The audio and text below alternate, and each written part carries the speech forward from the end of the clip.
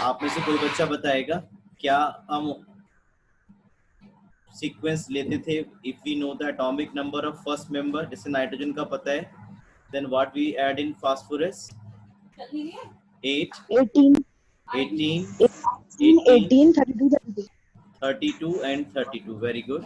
So 8 18 18 32 32 इस तरह का एटॉमिक नंबर हम सारे एलिमेंट्स के पता कर सकते थे।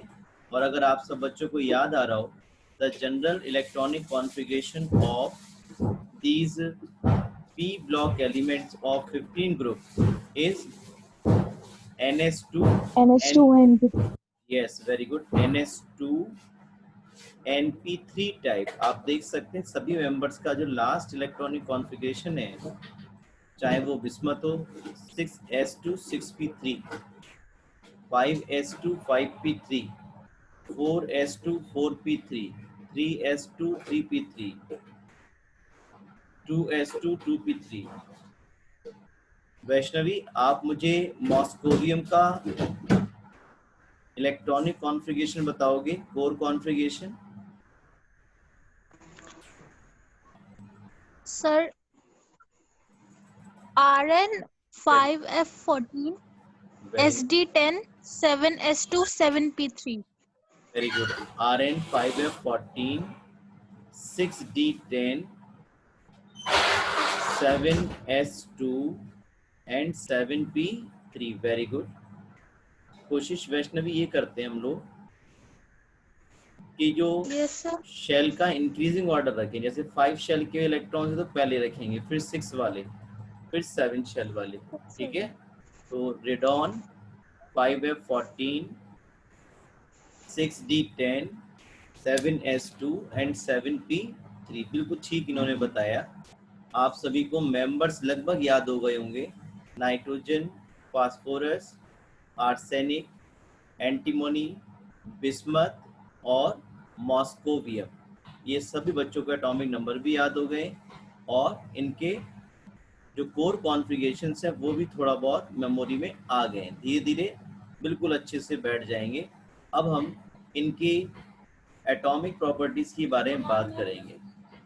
आप सभी बच्चे इस बात का ध्यान रखेंगे, जो एलिमेंट्स की प्रॉपर्टीज़ हैं वो 3 हेडिंग्स में पढ़ेंगे। कैपिटल ए हम बात करेंगे एटॉमिक प्रॉपर्टीज़ की। एटॉमिक प्रॉपर्टीज़ मीन्स जो एटम के साइज पर डिपेंड करते हैं, एटम में प्रेजेंट इलेक्ट्रॉन्स के नंबर पे डिपेंड करते हैं। हालांकि और भी प्रॉपर्टी डिपेंड करती हैं, लेकिन ये प्रॉपर्टीज़ का केमिकल प्रॉपर्टीज से रिलेशन नहीं होता है। तो एटॉमिक प्रॉपर्टी जो एलिमेंट के एटम के साइज पे डिपेंड करती है। जैसे पहला आपने इलेक्ट्रॉनिक कॉन्फ़िगरेशन डिस्कस कर ही लिया है, A1 हमने A1 इलेक्ट्रॉनिक कॉन्फ़िगरेशन पढ़ लिया, हमने अभी डिस्कस किया था। Now we talk about A2 atomic and ionic radii. जैसा कि आप बहुत क्लियरली यहाँ पे देख पा रहे हैं कि जब आप नाइट्रोजन से बिस्मथ या मॉस्कोवियम की तरफ चल रहे हैं तो शेल का नंबर बढ़ रहा है। यहाँ सेकंड शेल है। In case of nitrogen the outermost shell is second. Arsenic में ये शेल 4th हो गई, एंटीमनी में ये शेल 5th हो गई, और बिस्मथ में ये शेल 6th हो गई, और मॉस्कोवियम में शेल कौन सी हो गई? 7th। तो जैसा आप टॉप टू बॉटम चल रहे हो तो जो साइज है वो शेल के बढ़ने की वजह से क्या होगा? बढ़ेगा। तो ये बात सबको समझ में आ रही है कि टॉप टू बॉटम जब आप चलेंगे तो साइज जो है वो इंक्रीज करेगा।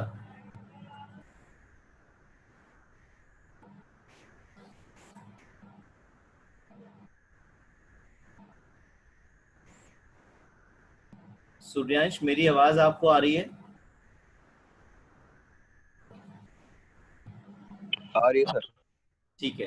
तो अगर आपको याद आ रहा हो, लास्ट टाइम हमने 15 ग्रुप स्टार्ट किया था, जिसके members nitrogen, phosphorus, arsenic, antimony, bismuth और मॉस्कोवियम थे।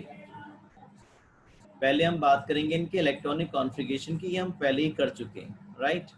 Now we talk about atomic radii. तो आप देखेंगे सबसे जो मॉस्कोवियम है इसमें आउटर मोस्ट शेल कौन सी, 7th है। जैसे मान लीजिए न्यूक्लियस है, first, second, third, fourth, fifth, six, 7, जैसे शेल का नंबर बढ़ेगा एटॉमिक रेडियाई बढ़ेगा। तो जब आप टॉप टू बॉटम चलेंगे तो साइज जो है वो लगातार बढ़ेगा। लेकिन यहाँ पर हमें एक इम्पॉर्टेंट फैक्टर डिस्कस करना है जो कि हमने क्लास 11 में भी पढ़ा हुआ है, और मैं आपको अगर याद दिलाऊं, वो इम्पॉर्टेंट फैक्टर है आपका स्क्रीनिंग इफेक्ट।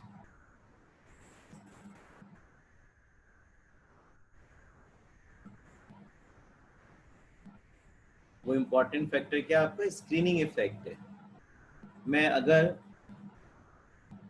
आपको इनके साइज बना करके दिखाऊं, देखिए कुछ इस तरह से रहेगा। थोड़ा डिटेल में बात कर लेता हूँ, पहली बार आप इसको पढ़ रहे हो साइज के बारे में। इधर मैं मान के चल रहा हूँ कि आप उधर भूल गए होगे, जो 11 में पढ़ा हुआ वो आप भूल गए हो। तो जैसे नाइट्रोजन है, उसके बाद फास्फोरस है, आर्सेनिक है, एंटीमनी है, बिस्मथ है, मॉस्कोवियम है। इनके साइजेस के बारे में बात करें तो इस तरह से रहेगा, देखिए साइज।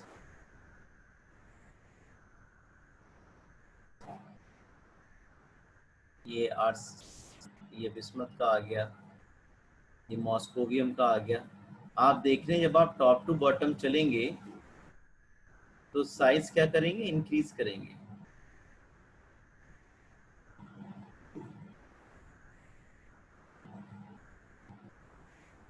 टॉप टू बॉटम चलने पे साइज बढ़ेगा, ठीक है बात। लेकिन यहाँ एक ऑब्जर्वेशन आप ये देख रहे हैं कि नाइट्रोजन और फास्फोरस के साइज में डिफरेंस मैंने बहुत ज़्यादा दिखाया है, और ऐसा होता भी है। जो नाइट्रोजन और फास्फोरस के साइज में डिफरेंस है वो आपको बहुत ज़्यादा दिखाई पड़ता है, और इसको हम किस तरह से एक्सप्लेन करेंगे वो मैं आपको बताता हूँ। अगर आप नाइट्रोजन का EC लिखेंगे तो 1s2 2s2 2p3। फास्फोरस का अगर लिखेंगे एटॉमिक नंबर 15 है, इसका एटॉमिक नंबर 17, इसका atomic number 15। 1s2 2s2 2p6 3s2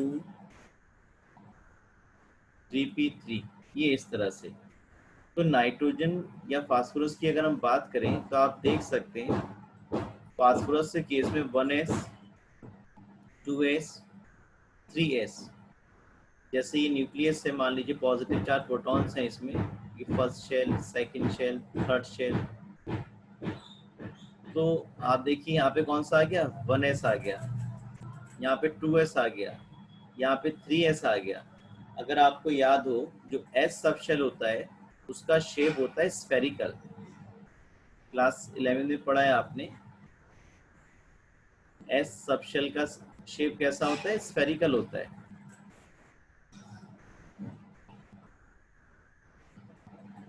तो ये बिल्कुल उसी तरीके से है जैसे मैं अपने सामने, अपने फेस के सामने फुटबॉल रख लूँ, स्फेरिकल शेप की होगी फुटबॉल, तो मेरे नेक्स्ट क्या है वो मैं अच्छे से नहीं देख पाऊंगा। तो यही बात एटम के अंदर भी काम करती है कि जो न्यूक्लियस में पॉजिटिवली चार्ज प्रोटॉन्स हैं वो आउटर मोस्ट शेल में जो इलेक्ट्रॉन्स प्रेजेंट हैं, आउटर मोस्ट शेल में जो इलेक्ट्रॉन प्रेजेंट हैं उनको अच्छे से देख नहीं पाते। अच्छे से देख नहीं पाने का मतलब है कि जो अट्रैक्शन फोर्स लगाना चाहिए था न्यूक्लियस को आउटर मोस्ट शेल के इलेक्ट्रॉन्स पर, वो इन एस सब शेल की फील्डिंग की वजह से, या केमिस्ट्री में इसको हम बोलते हैं शील्डिंग की वजह से, उतना अच्छा हो नहीं पाता। हम कह सकते हैं जो एस सब शेल के इलेक्ट्रॉन्स हैं वो बहुत ही स्ट्रॉन्ग शील्डिंग इफेक्ट प्रोड्यूस करते हैं।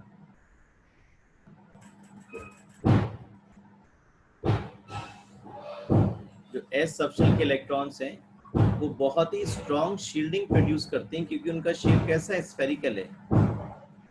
और इसीलिए जो न्यूक्लियस में प्रोटॉन्स बैठे हुए हैं पॉजिटिव चार्ज, वो आउटर मोस्ट शेल के जो इलेक्ट्रॉन्स हैं यहाँ पर इनको अच्छे से वॉश नहीं कर पाएंगे क्योंकि ये जो 1s है और ये जो 2s सबशेल के इलेक्ट्रॉन्स हैं ये बहुत ज़्यादा अच्छी शील्डिंग करते हैं इस आउटरमोस्ट शेल के इलेक्ट्रॉन्स और जो पॉजिटिवली चार्ज न्यूक्लियस प्रेजेंट है उनके बीच में।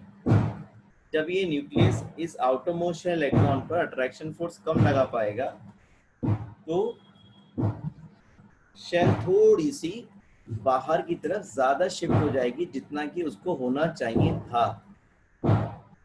नाइट्रोजन और फास्फोरस में साइज का डिफरेंस इतना ज्यादा क्यों है उसको हम एस सबशेल की स्ट्रॉन्ग शील्डिंग की हेल्प से समझाते हैं। आप देखेंगे फास्फोरस में मेनली इलेक्ट्रॉन की फिलिंग एस सबशेल में हो रही है 1s में 2s में 3s में और ये एस सबशेल स्फेरिकली शेप्ड होने की वजह से बहुत ज़्यादा स्ट्रॉन्ग शील्डिंग स्क्रीन की तरह काम करते हैं। इसको हम स्क्रीनिंग इफेक्ट भी बोल सकते हैं शील्डिंग इफेक्ट को, जिससे कि जो सेंटर में प्रोटॉन्स बैठे हुए हैं वो आउटर मोस्ट शेल के इलेक्ट्रॉन्स को अच्छे से नहीं देख पाते। ना देख पाने का मतलब है जो attraction force positive charge proton जो न्यूक्लियस में प्रेजेंट है उनको लगाना चाहिए था वो नहीं लग पाता, जिसकी वजह से जो शेल है थोड़ी सी बाहर की तरफ शिफ्ट हो जाएगी और नाइट्रोजन से फास्फोरस की तरफ चलने पर जो साइज में डिफरेंस आना चाहिए था वो कुछ ज़्यादा आता है। ऐसा आपको जितने भी सेकंड और थर्ड पीरियड के एलिमेंट्स मिलेंगे उन सभी में ये साइज का डिफरेंस जो है बहुत ज़्यादा आपको मिलेगा। ठीक है, और इसका सीधा सीधा आंसर करेंगे it is due to strong shielding effect produced by intervening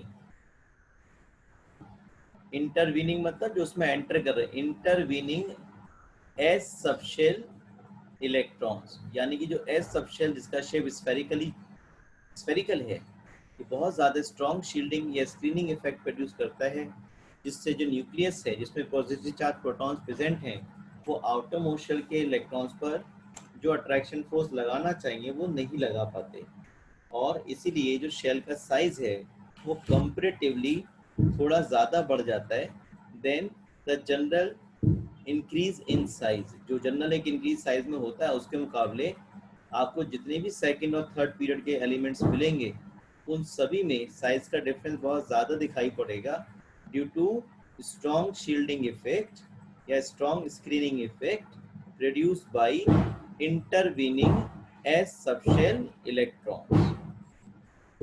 तो हालांकि ये क्वेश्चन अब आपसे यहाँ नहीं पूछा जाएगा क्योंकि स्क्रीनिंग और शील्डिंग इफेक्ट का जो मेन कॉन्सेप्ट है वो क्लास 11 में आपको समझाया गया है और उसको एस सबशेल के स्फेरिकली शेप्ड एस सबशेल के साइज के बेस पर ही एक्सप्लेन किया गया है। एक दूसरा ऑब्जर्वेशन भी आपको यहाँ मिल रहा है, देखिए आर्सेनिक से एंटीमनी में चल रहे हैं, साइज का जो चेंज है वो बहुत ही स्मॉल है। ऐसे ही बिस्मथ की तरफ चल रहे हैं तो उसका साइज का भी चेंज बहुत स्मॉल है। यानी कि अगर आप टॉप टू बॉटम चलेंगे आर्सेनिक से खास करके एंटीमनी तक या बिस्मथ तक तो आपको वेरिएशन बहुत कम दिखाई पड़ेगा। इसका रीज़न क्या है वो भी हम डिस्कस करेंगे।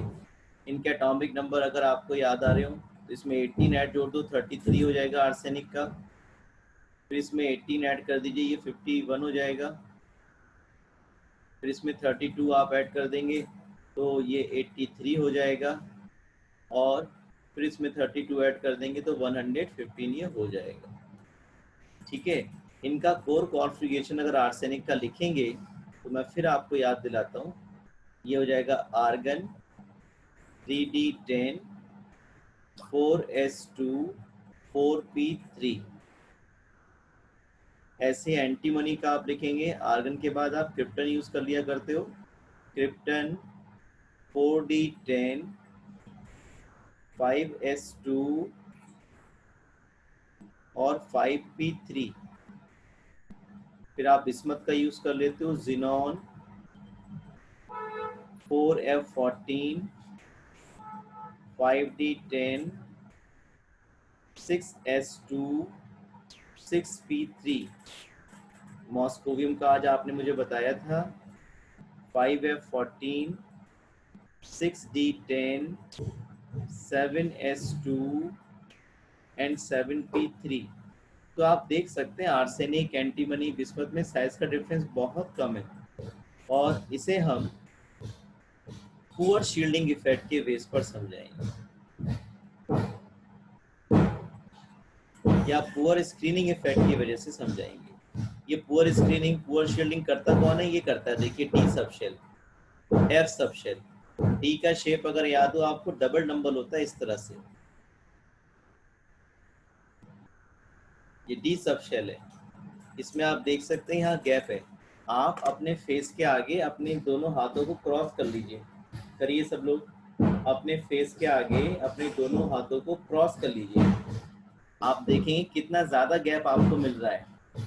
जो आपके हैंड्स हैं उनके बीच में, मान लीजिए ये आपके हैंड है, ये क्रॉस किया तो कितना ज़्यादा गैप यहाँ मिल रहा है आपको। तो डी सबशेल का शेप कैसा है? डबल डंबल शेप है। ये डबल डंबल शेप कहलाता है और ये डबल डंबल शेप की वजह से जो डी सबशेल है वो बहुत ही पुअर शील्डिंग जो है वो प्रोड्यूस करता है, जिसकी वजह से जो सेंटर में न्यूक्लियस में प्रोटॉन्स बैठे हुए हैं ये आउटर मोस्ट शेल के इलेक्ट्रॉन्स को क्लोजली वॉच कर पाते। देखिए जब गैप यहाँ पर मिल रहा है, गैप मिल रहा है, तो जो आउटर मोस्ट शेल के इलेक्ट्रॉन्स हैं उस पे जो न्यूक्लियस है वो ज़्यादा फोर्स ऑफ अट्रैक्शन लगा पाता है और इसी की वजह से जो शेल का साइज है वो थोड़ा सा ज़्यादा अट्रैक्शन फोर्स फील करने की वजह से थोड़ा सा अंदर की तरफ आ जाएगा। यानी कि जो वेरिएशन होगा साइज का वो होगा तो, लेकिन ये जो डिफरेंस है साइज का काफ़ी कम मिलेगा, जैसा आपको आर्सेनिक और एंटीमनी में यहाँ पर मिल रहा है। तो अगर आपसे कोई क्वेश्चन पूछता है why there is a large difference in atomic radii of nitrogen and phosphorus, तो उसका आंसर आप देंगे स्ट्रॉन्ग शील्डिंग इफेक्ट के बेस पर।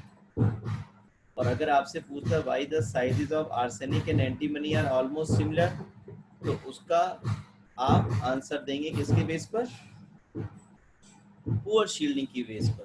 तो यही बात मैंने समझाने के लिए इतना टाइम आपका लिया कि अगर साइज के बारे में आप स्टडी करेंगे तो आप देखेंगे टॉप टू बॉटम चलने पर साइजेस जो हैं वो इंक्रीज होते जाएंगे और ऐसा आपको देखने को मिलेगा कि जो नाइट्रोजन और फास्फोरस का साइज है उसमें बहुत ही कंसिडरेबल अमाउंट का इंक्रीज हो गया, आपको बिल्कुल साफ साफ नोटिस हो जाएगा। जबकि जो आर्सेनिक से लेके बिस्मथ तक का साइज है उसमें बहुत ही स्मॉल चेंज हो रहा है।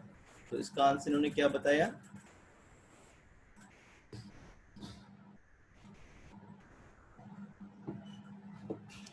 This is due to the presence of completely filled D or F orbitals in heavier elements। जो heavier elements हैं, जो heavier elements हैं उनमें इलेक्ट्रॉन कहाँ जा रहे हैं? डी और एफ सबशेल में जा रहे हैं और डी और एफ सबशेल के इलेक्ट्रॉन्स कैसे शील्डिंग प्रोड्यूस करते हैं? पुअर। और यहाँ नाइट्रोजन और फास्फोरस में साइज का डिफरेंस क्यों होगा? स्ट्रॉन्ग शील्डिंग की वजह से।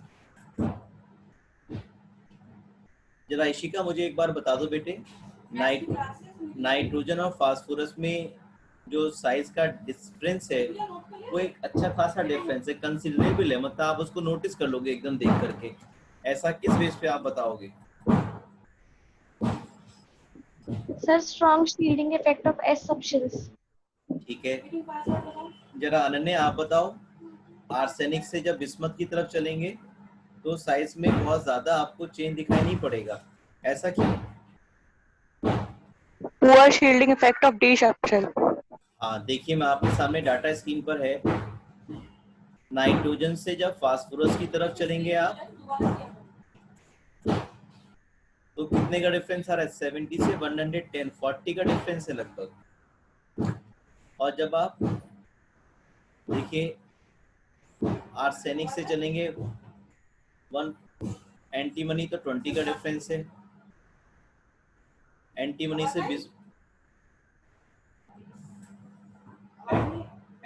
से बिस्मथ की तरफ चलेंगे तो कितने का? केवल 7 का डिफरेंस है।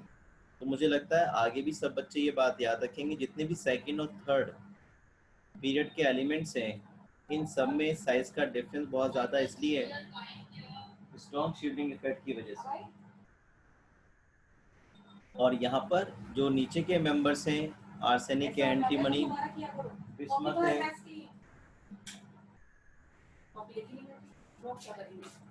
आर्सेनिक है, एंटीमनी है, बिस्मथ है, इन सब में जो साइज का डिफरेंस लगभग बहुत ज़्यादा नहीं है। पूछ रहा हूँ देख। तो इसमें जो है साइज का डिफरेंस किसकी वजह से? पुअर शील्डिंग की वजह से। डी और एफ में जो इलेक्ट्रॉन सेंटर हो रहे हैं उनकी वजह से। ठीक है, अब हम देखिए नेक्स्ट टॉपिक बात कर रहे हैं आयनाइजेशन एंथैल्पी। आपको जैसा समझ में आ गया कि टॉप टू बॉटम चलने पे साइज बढ़ेगा और इसी तरह से जो डिस्टेंस है इसमें आप देखेंगे, एक मिनट दीजिए मुझे।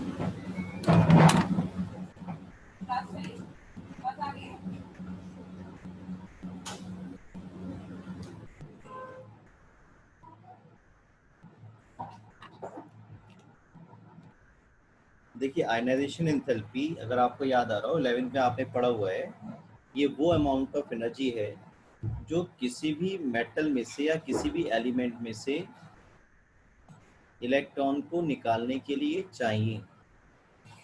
आयनाइजेशन एंथैल्पी वो अमाउंट ऑफ एनर्जी है जो किसी भी एलिमेंट में से इलेक्ट्रॉन को रिमूव करने के लिए चाहिए होती है। Ionization enthalpy is the amount of energy which is required to eject an electron from a neutral isolated gaseous atom। ये शर्त है इसकी कि जो एटम वो न्यूट्रल हो, उस पर कोई चार्ज ना हो, आइसोलेटेड हो और गैसियस फॉर्म में हो। इस बात का ध्यान रखना होगा आपको। तो इस तरह से जितना साइज छोटा होगा देखिए उसमें इलेक्ट्रॉन और प्रोटॉन के बीच की डिस्टेंस सबसे कम होगी, जबकि साइज जहाँ बड़ा होगा जैसे मॉस्कोवियन की बात करें तो वहाँ पे आउटरमोस्ट इलेक्ट्रॉन और प्रोटॉन्स के बीच की जो डिस्टेंस है वो काफ़ी ज़्यादा होगी। इस तरह से जितना साइज छोटा होगा उतना इसमें से इलेक्ट्रॉन निकालना मुश्किल होगा, ज़्यादा एनर्जी देनी पड़ेगी। और जब आप टॉप टू बॉटम चल रहे हैं तो साइज बढ़ रहा है, तो साइज बढ़ने की वजह से जो अमाउंट ऑफ एनर्जी है वो थोड़ा सा कम देने पर भी इलेक्ट्रॉन एक्साइट हो सकते हैं, आउट हो सकते हैं। तो बहुत जनरल सी बात है, जितना साइज बड़ा होगा उतना ही आयनाइजेशन एंथैल्पी की अमाउंट कैसी होगी?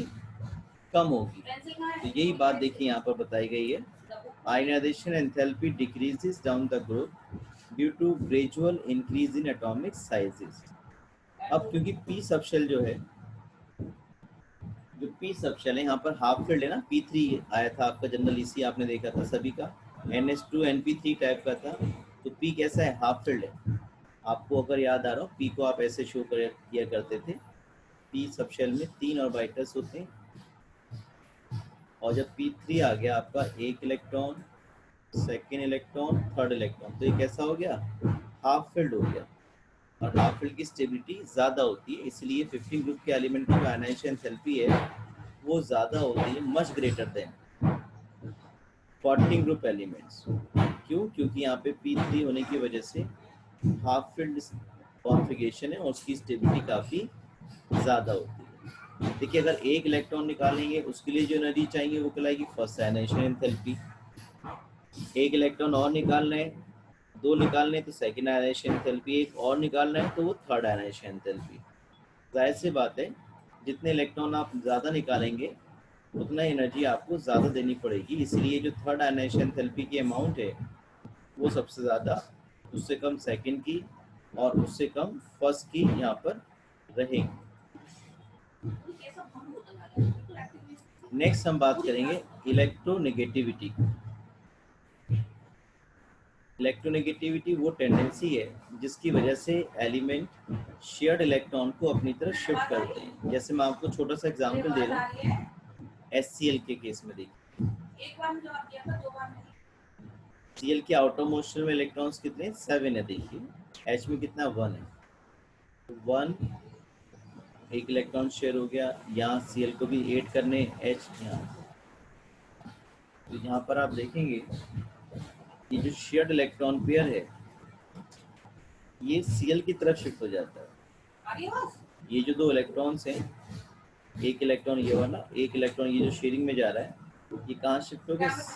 Cl की तरफ शिफ्ट हो गया, जिसकी वजह से Cl पार्शियल नेगेटिव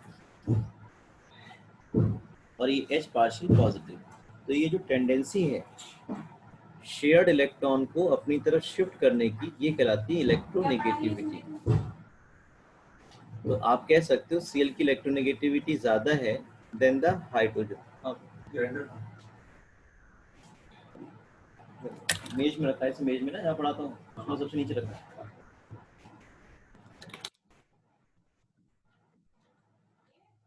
तो इस तरह से जो शेयर्ड इलेक्ट्रॉन पेयर है वो कहाँ चला जाएगा? Cl की तरफ चला जाएगा, ज्यादा इलेक्ट्रोनेगेटिव एटम की तरफ चला जाएगा। तो आप कह सकते हो Cl हाइड्रोजन के कंपैरेटिवली ज्यादा इलेक्ट्रोनेगेटिव है।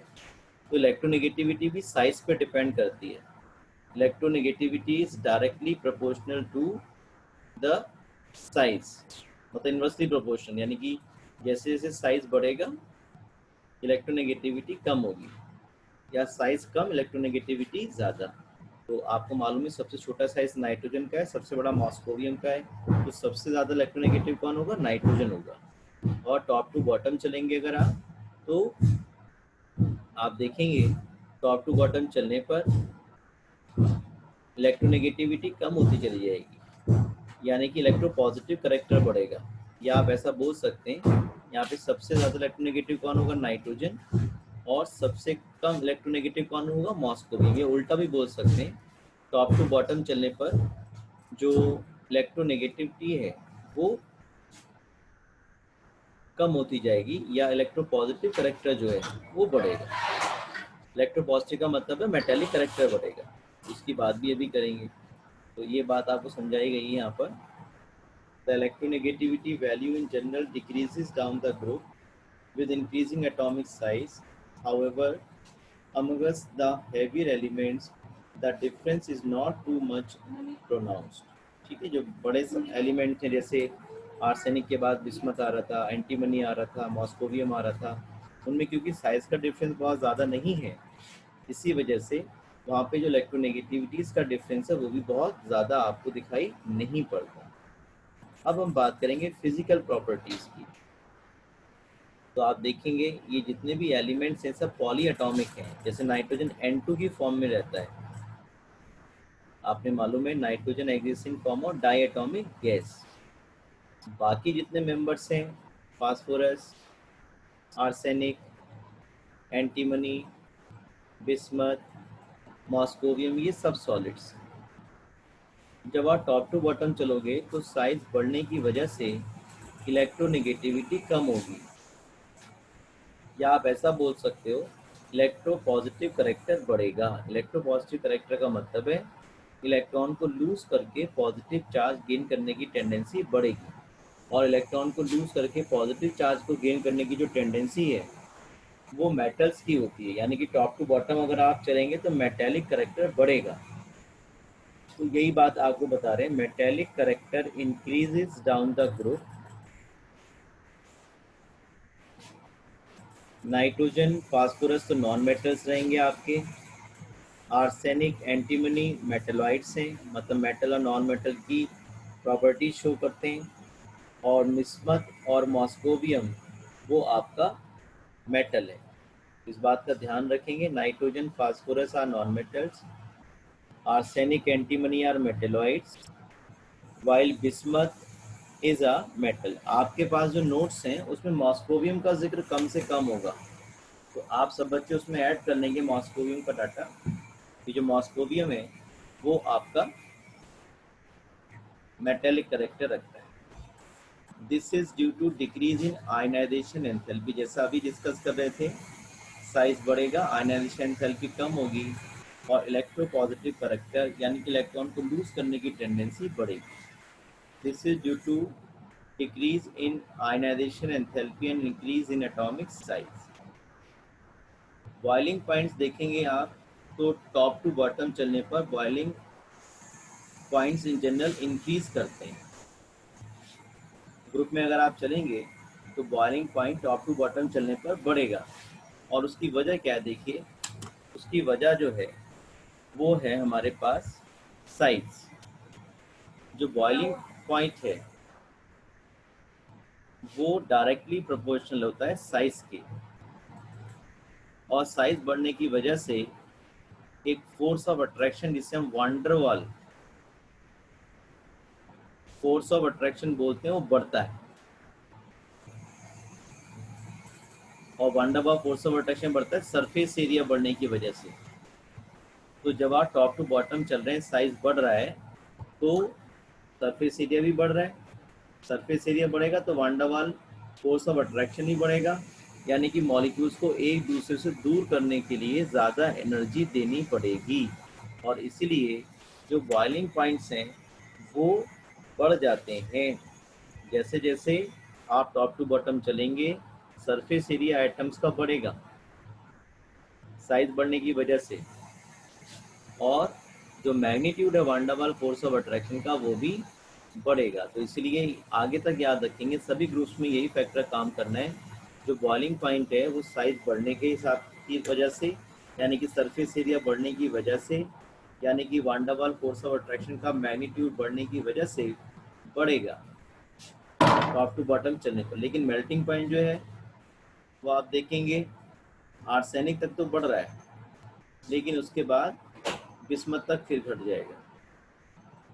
मेल्टिंग पॉइंट की अगर हम बात करें, आपको मैं डाटा दिखाता हूँ। देखिए मेल्टिंग पॉइंट पर निगाह मारेंगे, ये 63, इसका 317, इसका 1089, इसका 904, यानी कि जो मेल्टिंग पॉइंट है वो नाइट्रोजन से आर्सेनिक तक तो बढ़ रहा है।